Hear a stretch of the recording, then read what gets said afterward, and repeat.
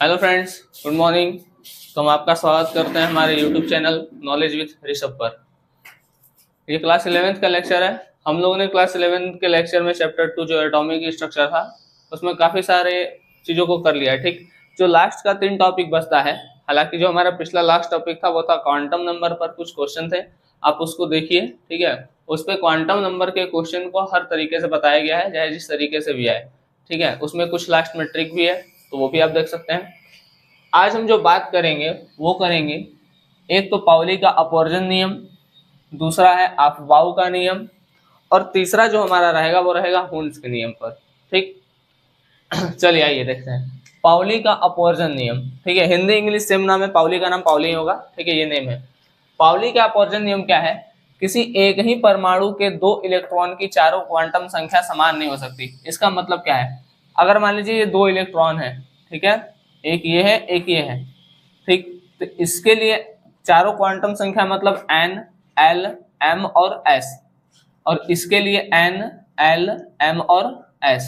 ठीक, तो मान लीजिए n, l, m ये तीनों बराबर हो गया, तो s बराबर नहीं होगा।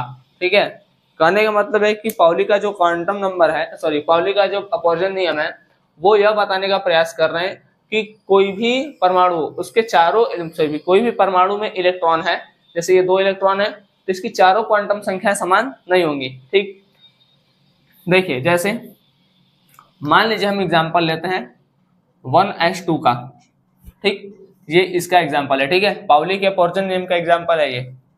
देखिए तो हम इसमें क्या लिख सकते हैं, पहले भर लेते हैं। यहाँ पर हो गया ये एक इलेक्ट्रॉन, ये दो इलेक्ट्रॉन। इसके लिए लिखते हैं n का वैल्यू 1s2 है, n का वैल्यू 1 होगा, l का वैल्यू 0। l, देखिए पिछले बताए थे कि l जो s का वैल्यू होता है l के लिए 0। ठीक है, l का वैल्यू s के लिए 0। ठीक, p का वैल्यू p का जो मान होता है l के लिए 1 होता है, d का 2 होता है, f का 3 होता है। ठीक, तो ये ऐसा है, इसलिए यहाँ पर 0 लिखा है। अगर l 0 है तो m भी 0 होगा।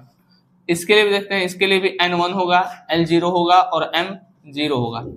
देखिए इस दो इलेक्ट्रॉन के लिए तीन संख्याएं बराबर है। ठीक, तीन क्वांटम नंबर बराबर है, n, l और m। लेकिन जो s है इसके लिए अगर हम प्लस हाफ लेते हैं तो इसके लिए s जो लेंगे वो माइनस हाफ लेंगे। ठीक, इसके लिए अगर l हम प्लस हाफ लेंगे तो इसके लिए जो l लेंगे वो क्या लेंगे, माइनस हाफ। तो पाउली का अपवर्जन नियम जो है वो यह बता रहा है कि जो परमाणु है, ठीक, अगर दो परमाणु है तो दोनों परमाणु के लिए चारों क्वांटम संख्या बराबर नहीं होगी। हाँ, मैक्सिमम 3 बराबर हो सकता है लेकिन चारों नहीं होगा। ठीक है, अगर n, l, m बराबर हुआ तो s क्या हो जाएगा, बदल जाएगा। ठीक, तो पाउली का अपवर्जन नियम बस इतना है कि एक ही परमाणु में उपस्थित दो इलेक्ट्रॉन की चारों क्वांटम संख्या बराबर नहीं होगी। ठीक, ये आप लोग एग्जाम्पल नोट कर लीजिएगा, इसके बाद ये लिखिएगा तो इसके बाद एग्जाम्पल लिख लीजिएगा नीचे से। ठीक, अब इसका निष्कर्ष क्या निकला? निष्कर्ष ये निकलता है, मतलब जो पाउली का अपवर्जन नियम है उससे निष्कर्ष ये निकला कि किसी कोश में अधिकतम जो इलेक्ट्रॉन होंगे वो 2n² होंगे। ठीक, 2n² मतलब अगर हम पहली कक्षा का बात करें, n अगर 1 होगा, ठीक है, तो 1 का स्क्वायर 1 और 2n या 2, तो पहली कक्षा में 2, दूसरी कक्षा में 2 का स्क्वायर 4, 4 दूनी 8, दूसरी कक्षा में 8, 3, n अगर 3 ले लेंगे तो 3 का स्क्वायर 9 और 9 दूनी 18, और चौथी कक्षा में 4 चौका 16 और 16 दूना 32। ये हम पीछे पढ़ा भी चुके हैं, आप लोग पिछले लेक्चर में जाकर के इस चीज को देख सकते हैं। ठीक, तो ये बात बताएं, किसी कक्षा में विपरीत स्पिन में इलेक्ट्रॉन की अधिकतम संख्या 2 हो सकती है। देखिए, ये बताने का ही प्रयास कर रहे हैं कि ये एक ऑर्बिटल है, तो इसमें अधिक से अधिक केवल 2 इलेक्ट्रॉन रहेंगे और वो भी अपोजिट स्पिन में। ठीक है, एक और एक। अगर इसमें हम ये कर दे तो ये स्ट्रक्चर गलत हो जाएगा। एक डिब्बे में केवल 2 इलेक्ट्रॉन रह सकते हैं। ठीक है बात, तो ये हमारा हो गया पाउली का अपवर्जन नियम। ठीक, पाउली का अपवर्जन नियम बस इतना ही है, इसको हम अब इरेज कर दे रहे हैं। पाउली के अपवर्जन नियम में याद रखिएगा, मेन इनका यही लाइन है कि एक ही परमाणु के में 2 इलेक्ट्रॉन होंगे तो दोनों इलेक्ट्रॉन की चारों क्वांटम संख्या बराबर नहीं होगी। हाँ, मैक्सिमम 3 हो सकती है। ठीक है, तो हम बात करते हैं अफबाउ का नियम पर। देखिए अफबाउ का जो नियम है वो क्या कहता है? अफबाउ का नियम ये कहता है कि पहले तो थोड़ा सा इसका बात कर लेते हैं अफबाऊ का नियम है क्या। देखिए अफबाऊ जो है ना, वो नाम नहीं है। पहली बात, अफबाऊ जो है ये एक लैंग्वेज है, ठीक है। अफबाऊ जो है वो एक लैंग्वेज है, और ये लैंग्वेज है जर्मन भाषा का। तो अफबाऊ का जर्मन भाषा में मतलब होता है रचना करना। तो इलेक्ट्रॉनिक विन्यास को करने के लिए जिन जिन चीजों, मतलब जिस जिस आधार का जरूरत पड़ता है, उसी को हम कहते हैं अफबाऊ का नियम, ठीक है।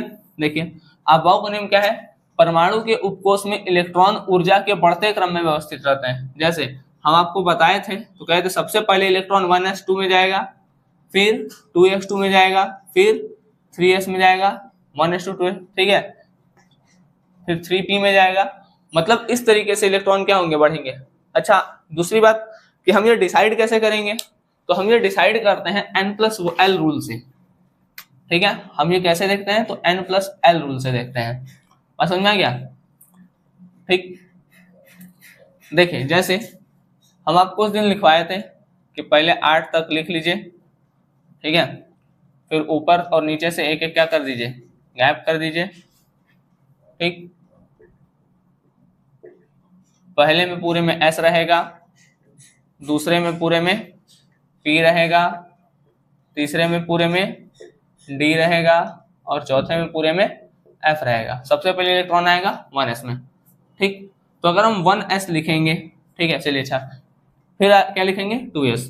तो 1s में पहले इलेक्ट्रॉन आ रहा है और 2s में उसके बाद। मतलब देखिए कहने का मतलब क्या, ऊर्जा बढ़ते क्रम में व्यवस्थित होता है। मतलब इसका ऊर्जा कम है और इसका ऊर्जा ज्यादा है। 1s का जो एनर्जी है वो 2s से क्या है, कम है।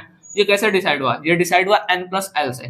देखते हैं इसके लिए अगर हम n+l लगाएंगे तो n तो ये होता है जो आगे संख्या लिखा होता है, और l का वैल्यू s के लिए होता है 0, p के लिए होता है 1, d के लिए होता है 2 और f के लिए होता है 3, ठीक।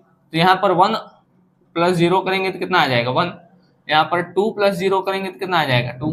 तो 1 है, ये 2 है ना। तो जिसका नंबर, जिसका n+l ज्यादा आता है ना, उसका एनर्जी भी ज्यादा होता है। तो n+l जो है वो डायरेक्टली समानुपाती है किसके, एनर्जी के।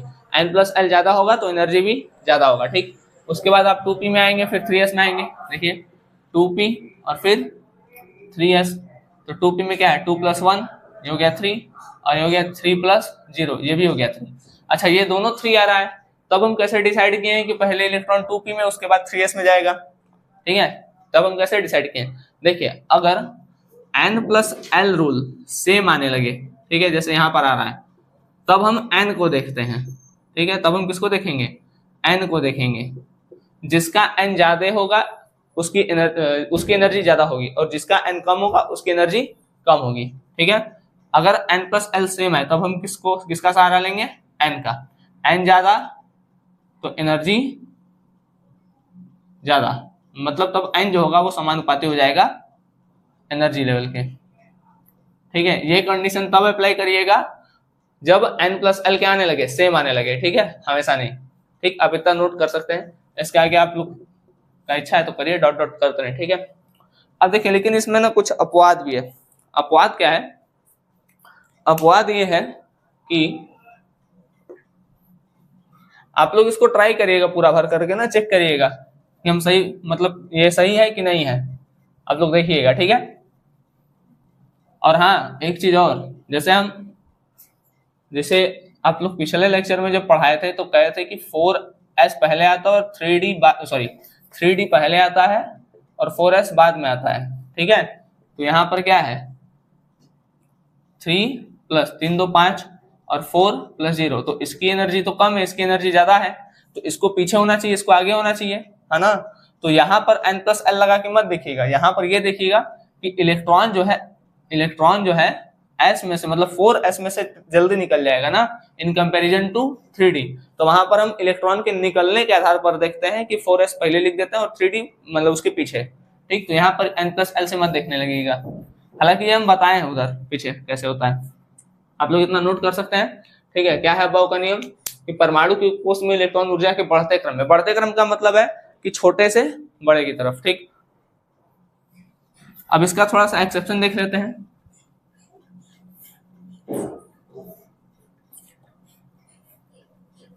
एक्सेप्शन क्या है, एक्सेप्शन या अपवाद कहें तो अपवाद ये है कि जो ये नियम होता है, मतलब अफवाह का नियम या n+l रूल, ये सिंगल इलेक्ट्रॉन के लिए वैलिड नहीं है।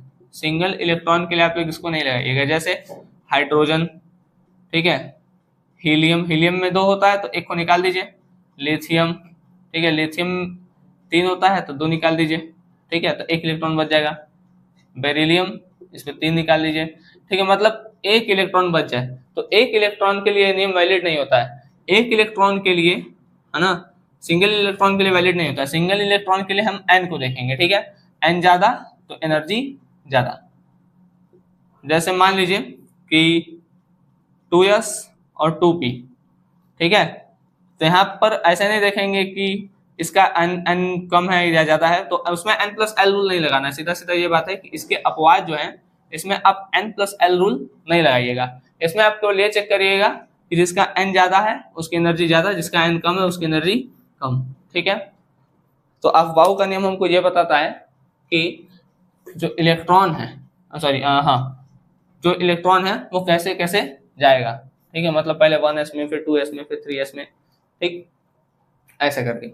अब हम चौथा अपना देखते हैं, ठीक है, हम उसको लिख देते हैं। अब चलिए आइए तो देखते हैं हुंड का नियम क्या कहता है। हुंड का नियम जो है ये क्या है, ये बोल रहा है कि किसी उपकोष के प्रत्येक कक्षक में इलेक्ट्रॉन तब तक युग्मित नहीं होते हैं जब तक कि उस प्रत्येक उपकोष में एक एक इलेक्ट्रॉन ना भर जाए। कहने का मतलब यह है कि कक्षक में पहले हम एक एक इलेक्ट्रॉन भरेंगे, उसके बाद हम पेयरिंग स्टार्ट करेंगे, ठीक है। इन्हें चलिए हम एग्जांपल्स बताते हैं। जैसे मान लीजिए ऑक्सीजन है, ठीक है, तो इसका हम जब इलेक्ट्रॉनिक विन्यास करेंगे तो क्या होगा, 1s2 2s2 2p4 ये होगा 1s, ठीक है, ये हो गया 2s और ये हो गया 2p। तो इसमें तो 2 इलेक्ट्रॉन है तो 1 2, 2s में भी 2 है, ये 1s है ये 2s है। अब 2p में ऐसे नहीं भरना है 1 2 3 4, ये गलत तरीका है। ये तरीका इस p के लिए ये गलत तरीका है, ठीक। हमको पहले क्या करना है, पहले हमको एक एक इलेक्ट्रॉन सब में भरना है। जैसे 1 2 3, ठीक, एक एक इलेक्ट्रॉन सब में भर दिए। उसके बाद हम स्टार्ट करेंगे पेयरिंग करना है 4। आप ये पेयरिंग किसी में भी कर सकते हैं, इसमें भी कर सकते हैं, इसमें भी, ठीक है, समझ में आ गया। 1 ये 4 ये हो गया px py, ये pz बताए भी थे ओरिएंटेशन वाले में ये चीज, ठीक। तो कहने का मतलब है कि हुंड हमको इस बात की जानकारी दे रहे हैं कि हमको इलेक्ट्रॉन भरना कैसे है, ठीक है, बात समझे। अफवाह हमको इस बारे में जानकारी दे रहे हैं कि इलेक्ट्रॉन पहले कैसे कैसे जाएगा, ठीक। और पाउली हमको इस बारे में जानकारी दे रहे हैं कि जो इलेक्ट्रॉन है, ठीक है, जैसे यहाँ पर 2 इलेक्ट्रॉन है तो इनकी चारों क्वांटम संख्याओं को समान नहीं करना है। मतलब कि अगर हम एक ऐसे बना रहे हैं तो दूसरा ऐसे नहीं बनाना है, ठीक है, ये गलत हो जाएगा। एक अगर हम ऐसे बना रहे हैं तो एक उल्टा बनाना है, ठीक है, ऐसे। तो तीनों लोग का और ये तीनों लोग का बात थोड़ा अलग अलग है, इसको आप ध्यान दीजिएगा कि कौन किसके विषय में बता रहा है। पाउली ये बता रहे हैं कि चारों क्वांटम नंबर को सेम नहीं करना है, किसी एक कोई एक अलग रहेगा। जैसे मान लीजिए NLM सेम रहा तो ऐसा अलग करिएगा। ऐसे कैसे अलग होगा, तो अपोजिट स्पिन करके। एक इलेक्ट्रॉन ऐसे है, ठीक है, ये सीधे है, तो एक इलेक्ट्रॉन मतलब इसके एंटी रहेगा इस तरफ से, ठीक। दूसरा अफवाह क्या बता रहे हैं कि इलेक्ट्रॉन जाएगा किसमें किसमें, पहले किसमें जाएगा, फिर किसमें जाएगा, फिर किसमें, ठीक है, तो ऐसे। और ये किस पर वो बता रहे हैं, तो n+ रूल पर बता रहे हैं, ठीक। तीसरा तो हुंड किस बारे में बता रहे हैं, तो हुंड इस बारे में बता रहे हैं कि इलेक्ट्रॉन भरेंगे कैसे। तो ये भरेंगे कैसे, तो इस बारे में बताएं, ठीक है, कि पहले सिंगल इलेक्ट्रॉन भरना है, उसके बाद डबल इलेक्ट्रॉन भरना है, सॉरी उसके बाद पेयरिंग स्टार्ट करना है, ठीक। आप लोग इनको भरिएगा, नियॉन, ठीक है, सोडियम, मैग्नीशियम, ये सब आप लोग इलेक्ट्रॉनिक विन्यास लिख करके करिएगा, ठीक है, ये आप लोग का वर्क है। अब ध्यान से बात सुनिए, देखिए हमारा जो क्लास 11th का एटॉमिक स्ट्रक्चर या परमाणु की संरचना नाम का चैप्टर था वो यहाँ पर समाप्त होता है, ठीक। अब हम मिलेंगे जो 3rd चैप्टर है उसमें, ठीक है, उसमें भी हम आपको पीरियोडिक टेबल के बारे में बताएंगे, ठीक है, सबसे पहले। उसके बाद कुछ थ्योरीज हैं स्टार्टिंग में, जैसे डोबराइनर है, ठीक है, न्यूलैंड है, मेंडलीफ है, तो उनके विषय में एक ही लेक्चर में कंप्लीट करेंगे, ठीक, जो आप लोग 10th में पढ़ भी चुके होंगे, तो हमको नहीं लगता है कि आप लोग को ज्यादा दिक्कत आएगा। तब तक आप लोग इस क्लास 11th के परमाणु की संरचना, जो कि बहुत ही इंपॉर्टेंट चैप्टर है, और यहाँ से क्वेश्चन जैसे क्वांटम नंबर से क्वेश्चन, ठीक है, और ये पाउली का अपवर्जन नियम, हुंड का नियम, ये जो नेम वाला थ्योरीज है, ये सब आपके बोर्ड एग्जाम में पूछता है, ठीक है। तब तक आप लोग अच्छे से पढ़ाई करते रहें, धन्यवाद।